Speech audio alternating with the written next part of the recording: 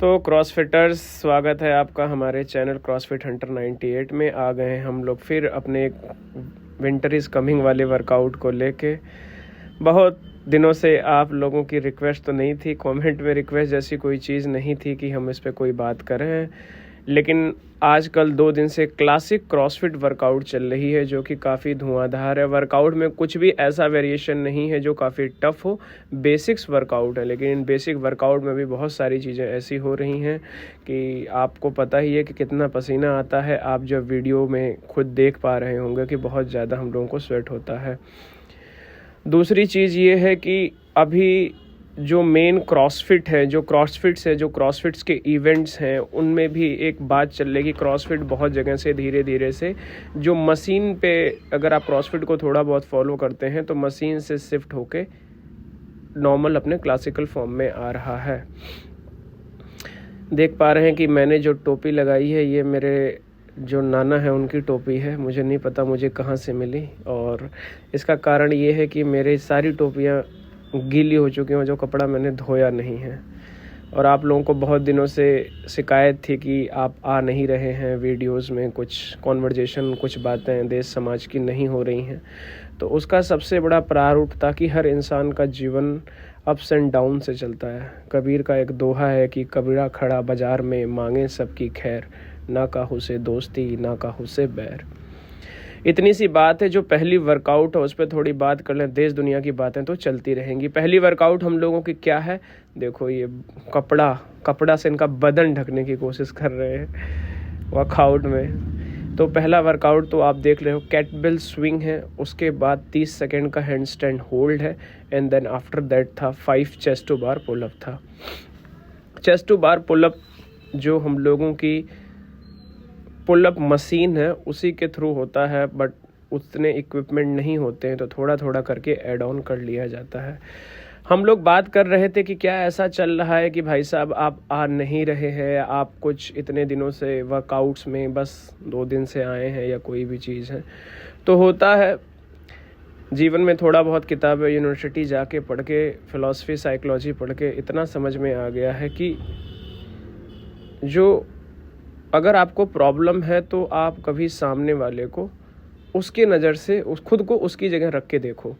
जब आप खुद को उसकी जगह रख के देखते हैं तो सारी बातें अपनी जगह खर समाप्त हो जाती हैं। ये सब वीडियो वगैरह आती रहती हैं बहुत सारे लोगों की, ये बात काफ़ी हद तक सही है।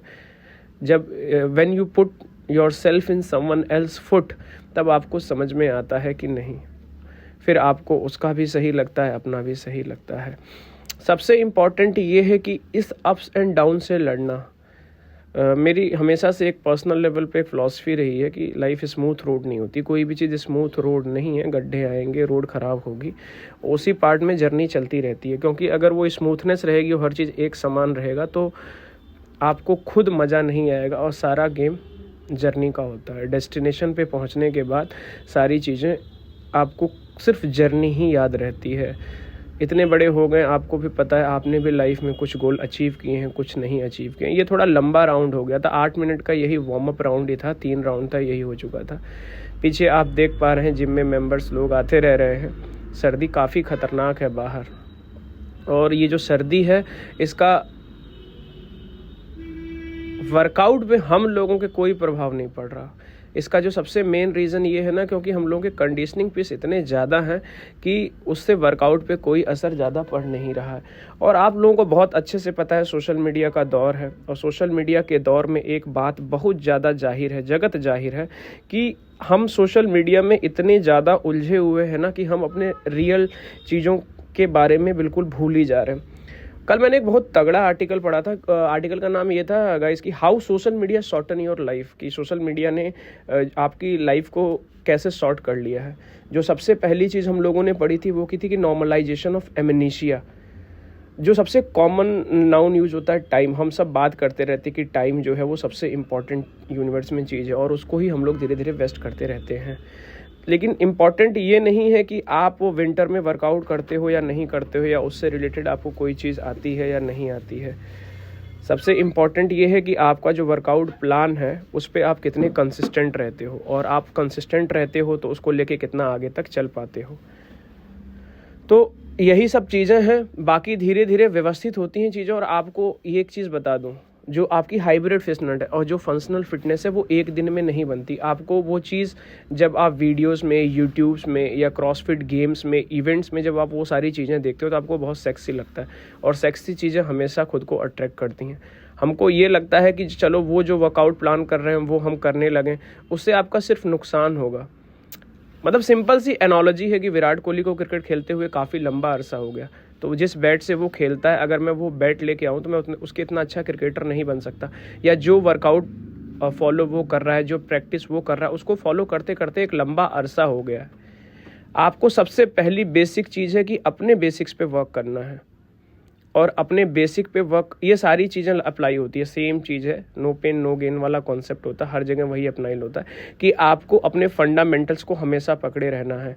आपको ये पता होना चाहिए कि आप कहाँ पे लैग कर रहे हैं, आप जिस वर्कआउट में लैग कर रहे हैं। अब जैसे बहुत सारे लोग हैं, जैसे पुलअप है, मुझे पर्सनल लेवल पे लगता है कि मेरा पुलअप स्ट्रॉन्ग है, जो पुलिंग मूवमेंट है, तो मैं उसमें मस्कुलर इंड्योरेंस इंक्रीज करने के लिए मैं जैसे मान लो एक बार में लगातार 10 पुलअप लगा रहा हूँ तो कभी 11 लगाने की कोशिश करता हूँ, 12 लगाने की, ताकि वो बहुत ज़्यादा स्ट्रांग हो। मुझे पता है कि मेरा जो पुश मूवमेंट है वो कमज़ोर है। अगर आप कभी कभी देखोगे कि वीडियोस में वैसे कि बेंच प्रेस है मान लो, तो मैं कोशिश करता हूँ 10 रिपीटेशन है 6-7 करके छोड़ दो, मुझे ये चीज़ पता है। क्रॉसफिट में इसीलिए एक चीज़ आती है जिसको बोलते हैं स्केलिंग का होना बहुत ज़्यादा जरूरी। स्केलिंग का मतलब ये होता है कि आपको पता होना चाहिए कि आप कहाँ पे लैग करते हैं, उसके अकॉर्डिंग आपको मॉडिफाइड करना होता है। और जो दूसरी चीज़ भूलनी नहीं होती वो स्टिमुलस नहीं भूलना होता है कि CrossFit conditioning kind of workout होती है, फंक्शनल और हाइब्रिड वर्कआउट होती है, उसके अकॉर्डिंग चलना होता है हम लोगों को।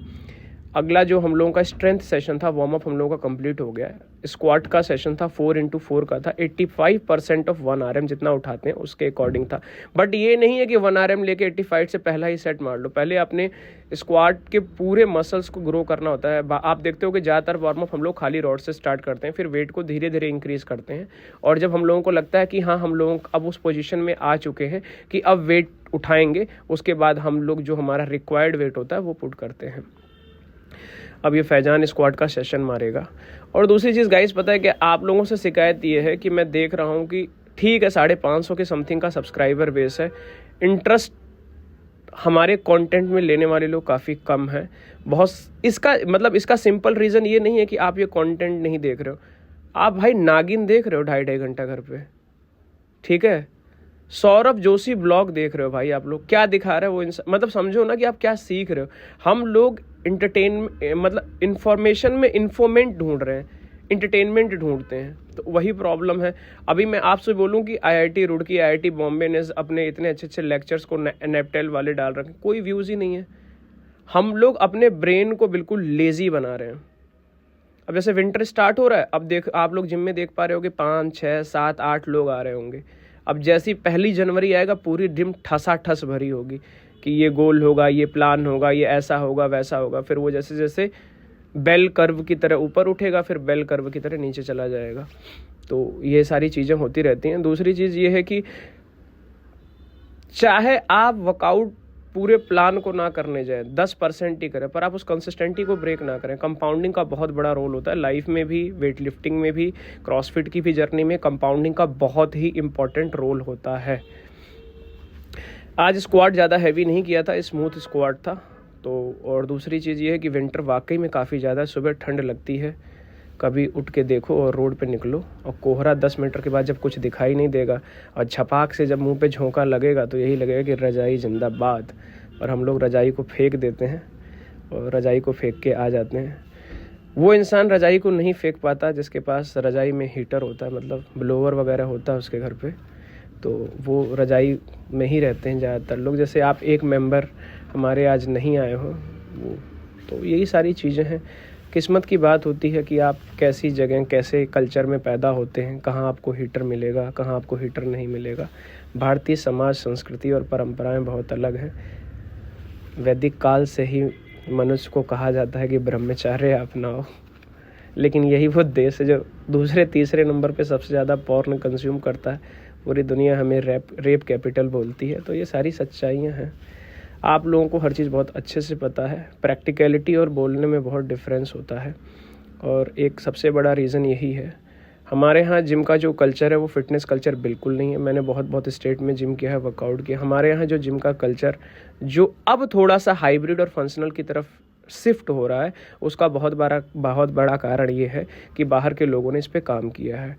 नहीं तो वही था कि एक आपकी अच्छी खासी फिजिक दे। अरे आज भी मुझको लोग कहते हैं, मेरे भाई, मुझको घर में रिश्तेदार कहते हैं कि कुछ खाया करो, गाल सूख के छुहारा हो रहा है और इतने पतले हो, कुछ खाते पीते नहीं हो। और तो वो ये एक जो कॉमन नुआंस बना हुआ है समाज में, जो एक कॉमन पैरामीटर बना हुआ है फिटनेस को लेके, वो हमारे देश में आज भी एक इंसान जिसके पास बहुत ज़्यादा फैट है, अपार्ट फ्रॉम दैट पीपल, मैं उनको नहीं बोल रहा हूँ जिनकी रिक्वायर्ड ही है कि बॉडी में फैट होना चाहिए, जैसे स्ट्रॉन्ग मैन हो गए, वो एक जनरल पब्लिक की बात कर रहा हूँ। वो आपको जैसे हम लोग मोटा बोलते हैं, बहुत सारे लोग मुझे आरोप लगाएंगे कि यार आप स्टीरियोटिपिकल किसी को मोटा बोल रहे, पर हाँ मोटा बोल रहा हूँ मैं भाई, क्योंकि वो चल नहीं पा रहा, तो वो फिटनेस के किसी भी डेफिनेशन में फिट नहीं बैठता और समाज की ज़्यादातर लोग उनको अच्छा बोलते हैं। दादी माँ को लगता है कि हाँ ये चर्राया हुआ लड़का है, पूरा बढ़िया है, बट आप लोग सच्चाई जानते हो कि क्या होता है, डायबिटीज़ और हार्ट को लेके घूम रहा है।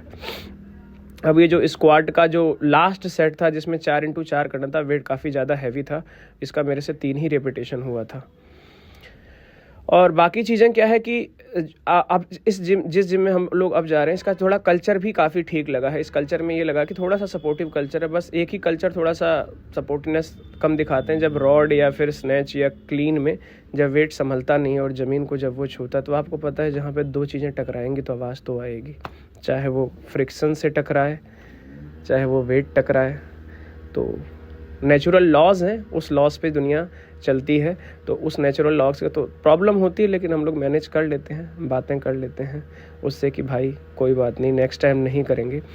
और गाइज़, आप लोग नहीं चाहते कि हम ऐसे हाइब्रिड फिटनेस को, फंक्शनल फिटनेस को, क्रॉसफिट को और आगे बढ़ाएं, तो ये भी लिख दो भाई, हम अपना ही करते रहेंगे, क्योंकि कोई भी कमेंट मेरे भाई आप लोग नहीं करते हो। उलूल जुलूल चीज़ें दुनिया में देख रहे हो, भगवान है नहीं है, ये डिबेट चल रही है लल्लन टॉप पे, इसके रील काटे पेले पड़ रहे हैं, ये देखो हमारा वाला जीत गया, उनका वाला जीत गया। तुम सालों को अपने एनवायरनमेंट पे क्वेश्चन नहीं किया जा रहा है कि क्या हो रहा है। एक्यूआई सब लोग एवरेज एक्यूआई हिंदुस्तान का 450 से प्लस है, मुझे ऐसा लगता है। करेक्ट करने वाले मुझे करेक्ट करें कमेंट में। मुझे लगता है मैंने ये कहा, हो सकता है उससे कम भी हो, ज़्यादा भी हो सकता है। तो आप लोग ये देख रहे हो, ये सेट हमने ईजिली मार दिया है। और दूसरी चीज़ है कि डाइट बहुत इंपॉर्टेंट रोल प्ले करती है। डाइट बिल्कुल है नहीं, यहाँ पे आके आपको ज्ञान व्यान पेल दूँ कि ये है वो है, वो तो थोड़ा सा वर्कआउट का ठीक है, और थोड़ा एपेटाइटी और मेटाबॉलिज्म ठीक है, तो कुछ भी खा पी लेते हैं, ऐसा करना नहीं चाहिए। क्लीन डाइट खानी चाहिए, क्योंकि क्लीन डाइट खाने से ही बहुत अच्छा आपको रिजल्ट आता है। बाकी सभी लोग इस साल एक नियम बनाए, धूम्रपान छोड़ें। क्या मतलब है तम्बाकू, गुटखा, बीड़ी, सिगरेट पी के, ये चीज़ मेरे पे भी अप्लाई होती है। दूसरी चीज़ ये है कि इनसे कुछ नहीं है, बड़ी बड़ी बिल्डिंगें बनाते हैं हम, जो इनको बेचते हैं, हम सबको पता है जहर है, समाज में जहर बिक रहा है, समाज में जहर का। अब जब हवा ही जहरीली हो गई तो ये चीज़ तो आदमी क्या ही करेगा।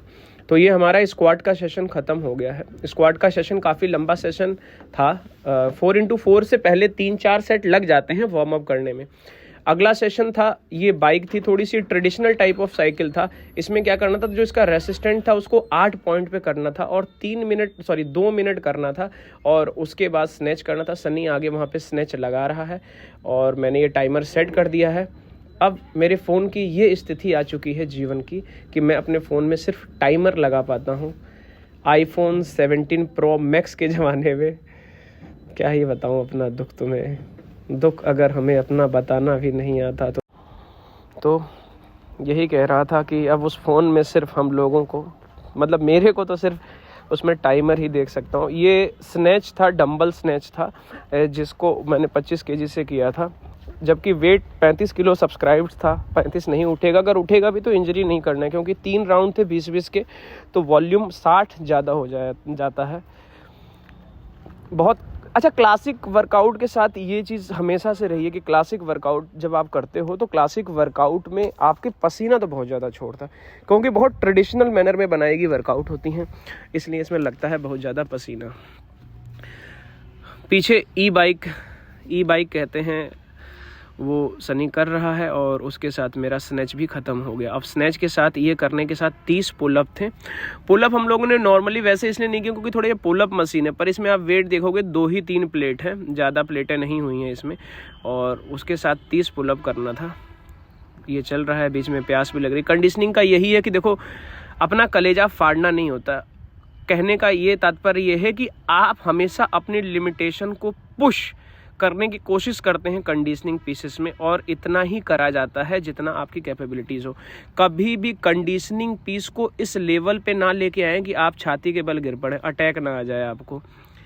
रनिंग से काफ़ी डिफरेंस होता है क्योंकि उसमें आपका स्ट्रेंथ और स्टेमिना, मोबिलिटी, फिर उसके बाद ब्रीथिंग पैटर्न, सारी चीज़ें मैटर करती हैं। ये हमें अपना दुख बता रहे हैं कि देखो पुलअप करने से क्या क्या जीवन में दुख होता है। तो पुल अप जब करोगे, चाहे लाइफ में हो चाहे कहीं भी, कुछ भी आप खींचोगे तो दर्द तो होगा। तो यही दर्द है हम लोगों के जीवन का। बाकी गाइस थोड़ा सपोर्ट आप लोगों की बहुत आवश्यकता है। कभी कभी मन इतना दुख हो जाता है कि यार क्या ही वीडियो बनाए, अपना करते रहो, लेकिन ये लोग मुझे मोटिवेट कर देते हैं कि भाई आओ कुछ करो, खुद सीखो, कुछ हमें सिखाओ। तो ये चल रहा है हम लोगों का अराउंड। तो ये वर्कआउट आप लोग कर सकते हैं, काफ़ी बेसिक वर्कआउट है। जो ओपन की प्रेप कर रहे हैं या फिर जो बॉडी बिल्डिंग भी कर रहे हैं, एक्सरसाइज कर रहे हैं, तो वो भी लोग ये कर सकते हैं। ये हम लोगों का अगला पीस था जिसमें से वॉल वॉक करनी थी 4 रिपीटेशन। इस बंदे की मोबिलिटी पहले के कंपैरिजन में काफ़ी प्यारी आ चुकी है। देख रहे हो ये वॉल पे जो पुट्टी है ये हम लोगों ने ही छुड़ा दी है कर करके वॉल वॉक। अब बहुत बारीकी से करना पड़ता है, बगल में शीशा है, 5000 का फाइन लग जाएगा। तो कदम बिल्कुल ये समझ लो रेजर ब्लेड की तरह चलाना पड़ता है, ना इधर ना उधर। और उधर हमारे भैया शेकर से शेक हिला रहे हैं, पता नहीं हमें कब ये प्रोटीन नसीब होगा पीने के लिए, लेकिन जल्दी हो जाएगा। जब क्लीन डाइट और हेल्थी खाना खाएंगे तो सारी चीज़ें हम लोग कोशिश करेंगे कि मैनेजेबल पोजीशन पे आ जाएं। दूसरी चीज़ ये है कि वर्कआउट स्नैच से अच्छी खासी शोल्डर भर चुके थे, लेकिन उसके बावजूद भी हम लोगों ने इसके ये समझ लो 6वें सेट तक आते आते मौत आ गई थी शोल्डर के कंधे इस लेवल पे भर चुके थे कि क्या ही बताएं। ये वॉल वॉक बहुत प्यारी वर्कआउट होती है। बहुत प्यारी वर्कआउट का कहने का तात्पर्य ये है कि ये आपकी शोल्डर स्टेमिना को बहुत अच्छा इंक्रीज करती है। आगे चल के जैसे जैसे वर्कआउट में अगर आप प्रोग्रेस करते हो, हैंड स्टैंड वॉक जो आपको करते हो, अगर आप यहाँ से मजबूत बन के जाएंगे तो वो सारी चीज़ें आपको करने में बहुत आसान होती हैं। आपको पता है चीज़ें बहुत स्टेप वाइज हैं। अगर आप क्रॉसफिट की लेवल 1 की बुक पढ़ोगे तो उसमें बहुत ईजिली दिखाया गया है। बहुत बड़ी बुक नहीं है, ये उड़ता उड़ता तीर लेते लेते बचे हैं। तो नहीं तो ये शीशे का एक कोना और इनकी पर्स के एक कोने में से कुछ नोट इसी में लग जाते हैं। ये जीवन में कभी नॉर्मल वॉक भी नहीं करते, फिर वॉल वॉक तो दूर की बात है। ये आप लोग देख पा रहे हो मैं करने आया हूँ वॉल वॉक। किसी ज़माने में हमारा स्ट्रेंथ हुआ करता था, फिर वॉल वॉक छोड़ दिया तो अब ना वॉल वॉक है ना वॉल है, सारे वॉक निकल चुकी हैं। पसीना इस कदर था कि बहुत कदरदान वाला पसीना था। और गाइस यार कमेंट किया करो, मैं हर वीडियो में उम्मीद करता हूँ कि आपसे बातें करूँ, और इस बार कमेंट करना कि अगली बार वीडियो बनाए तो किस बात पे चर्चा हो। Does God exist? मैं तो ये कह रहा हूँ कि लल्लन टॉप को एक डिबेट करानी चाहिए कि क्या AQI एग्जिस्ट करता है इंडिया में, और उसमें भी लोग आएंगे ये कहने के लिए कि नहीं ये तुम्हारा भ्रम है, समझे, यहाँ ऐसा कुछ भी नहीं होता। नहीं एग्जिस्ट करता कुछ भी। अगर ऐसा होता तो आज हम विश्व गुरु कैसे होते हैं? विश्व गुरु होने के पीछे यही रीज़न है। हम उस चीज़ को मानने को बिल्कुल ही तैयार नहीं है जो विज्ञान मान रहा है, क्योंकि हमारा अपना विज्ञान है। चूरन पत्ती और आयुर्वेद के इस संसार में नहीं, मैं ये नहीं कह रहा हूँ, मैं क्रिटिसाइज़ नहीं कर रहा हूँ भाई। मेरी दादी भी पता मेरे को चोट लग जाता था, नानी सॉरी, हल्दी और उसका वो प्याज व्याज करके बांधती थी, रिलैक्स मिलता था काफ़ी। तो मैं कुछ क्रिटिसाइज़ नहीं कर रहा हूँ, पर जब भी ऑल्टरनेटिव आता है तो इंसान समाज और जो हमारा होमोसेपियन है, जो हमारे इंटेलेक्चुअल कैपेबिलिटीज़ हैं, जो ग्रो हुई हैं, इवॉल्व हुई है, उसी चीज़ को अपनाता है जिसके फ़ायदे ज़्यादा हों। चाहे फिटनेस ले लो, अब आप इंटरनेट का एक समाज देखोगे जो हाइब्रिड फिटनेस की तरफ से मूव हो चुका है। जैसे वहाँ पे हाई रॉक्स रेसेस होते थे, इंडिया में भी बहुत अब रेसेस में देखने को पा रहा हूँ। कुछ अच्छे एथलीट्स हैं या फिटनेस इन्फ्लुएंसर है जो इन रेसेस में जाए जा रहे हैं। अगर हम लोगों का ऊपर भी कृपा और बाकी सारी चीज़ें सही रहीं तो हम लोग भी इन रेसेस में आगे चल के पार्टिसिपेट कर सकते हैं और आपको चैनल पे उसकी वीडियो देखने को मिल सकती है। ये फ्रंट स्क्वाट ट्रैक था, वैसे तो ये वेटेड था लेकिन हम लोगों ने सिर्फ बारबेल के साथ किया था और लेटरल स्क्वाट था। मेरी ये लेटरल मोबिलिटी बहुत बेकार है। वन ऑफ द रीज़न, एक रीज़न ये है कि मेरे घुटने के नीचे की जो टांग है वो इंजर्ड है गेम की वजह से, लेकिन पहले के कंपैरिजन में अब ठीक है। मैं भी कांच के पास जाते जाते बताऊं तो मुझे समझाया गया कि भैया आप लोगों ने आज की पूरी वर्कआउट देखी, काफी लंबी वीडियो है, पूरी क्लासिकल काइंड ऑफ क्रॉसफिट है और 2 दिनों से देखे हुए खतरनाक 10 डिग्री टेम्परेचर में इतना ज्यादा पसीना निकल रहा है जिसका कोई तोड़ ही नहीं है। बिकॉज क्लासिकल क्रॉसफिट की तरफ मैं कर रहा होता क्या था ना कि बहुत ज्यादा मसलिंग का इन्वॉल्व करके कंडीशनिंग होती थी और क्लासिकल वर्कआउट में ज्यादातर इक्विपमेंट्स यानी डंबल, बारबेल और इन सब चीजों को मिला होती थी। तो जो हम लोगों का वीडियो है वो क्लासिकल की तरफ से हो रहा है as per what CrossFit decided. लेकिन सबसे इम्पोर्टेंट बात है कि अब हम लोग वीडियो कंसिस्टेंट डाल रहे हैं। आप सब लोग देख रहे हो पैटर्न बिल्कुल पिला पड़ा हुआ और दूसरी वीडियो है भाई, तुम लोग यार पता है 3 दिन से वीडियो देखना कोई कमेंट ही नहीं, कोई मतलब थोड़ी ना इतनी मेहनत करने का। हम लोग बाहर जा रहे हैं भाई 500 कमेंट में फेला करो हर आधे घंटे के अंदर। फिर से मिलते हैं नेक्स्ट वीडियो में। चैनल को लाइक करो यार, सब्सक्राइबर बेस को ऐसा लगता है जैसे स्टॉप हो गए। दिल्ली का AQI हमारा भाई कुछ कर लो, बाय बाय।